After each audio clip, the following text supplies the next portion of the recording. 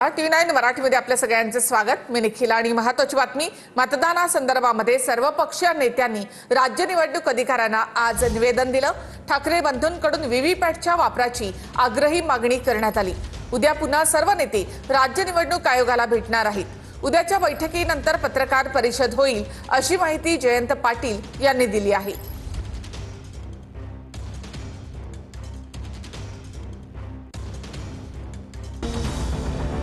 सर्वपक्षीय शिष्टमंडळाच्या निवेदनामध्ये काय आहे ते आपण पाहू। निवडणूक आयोगाच्या कारभाराबद्दल राजकीय पक्षांपासून ते सामान्य माणसाच्या मनात खूपच शंका आहे। आयोगाच्या कारभाराकडे बघितल्यावर खरंच निवडणूक आयोग हा स्वायत्त आहे का अशी शंका उपस्थित होती। राजकीय व्यवस्थेच्या मनात आणि सामान्यांच्या मनात काही प्रश्न आहेत आणि त्यावर काही ठोस कृती देखील अपेक्षित आहे। लोकसभा आणि विधानसभा निवडणुकीमध्ये वगळलेल्या नावांची यादी किंवा तपशील राजकीय पक्षांना किंवा मतदाराला बघायला का मिळत नाही?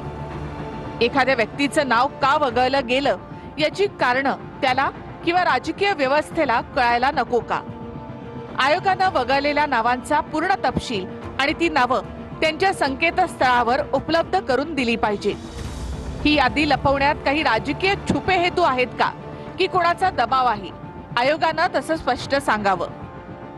दुबार नोंदणी काढण्याकरता निवडणूक आयोग नक्की काय प्रयत्न करत आहे? 2022 मध्ये होणाऱ्या स्थानिक स्वराज्य संस्थांच्या निवडणुका 2026 मध्ये होणार आहेत। मग 4 वर्षात निवडणूक आयोग तयारी कसली करत होतं? प्रभाग पद्धत आणलीच कशासाठी? त्याचा मतदारांना काय उपयोग? मतदारांनी तरी 4 वेळा मतदान का करायचं? निवडणूक आयोग व्हीव्हीपॅट सुविधा असलेली ईव्हीएम देऊ शकत नसेल तर मुंबई महापालिका निवडणूक बॅलेट पेपरवरच घ्या। आयोगानं दबावाच्या बाहेर येऊन भेदभाव न करता आम्ही उपस्थित केलेल्या मागण्या आणि उपाय यावर कार्यवाही करावी। या मागण्या फक्त राजकीय पक्षांच्या आहेत असं नाही, तर एकूणच सामान्य माणसांच्या मनातील प्रश्नांचं प्रतिबिंब आहे। याचं संपूर्ण भान महाराष्ट्र निवडणूक आयोग ठेवेल अशी आशा व्यक्त करतो। तुमच्याकडून सर्व प्रश्नांची निश्चित अशा कार्यवाहीची अपेक्षा आहे।